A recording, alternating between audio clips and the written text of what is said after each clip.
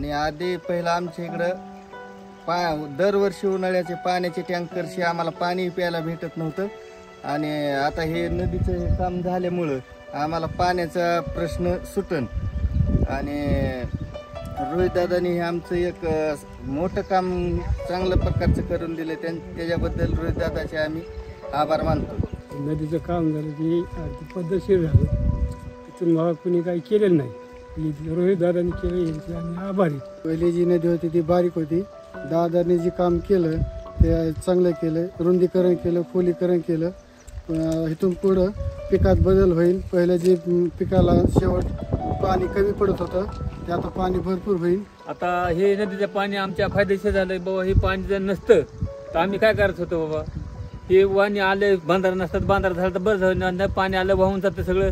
मग आता हे पाणी साठून राहिलं, आमच्या शेतीला भरपूर भेटतं, उत्पन्न वाढतंय, पिकं भरपूर निघतात।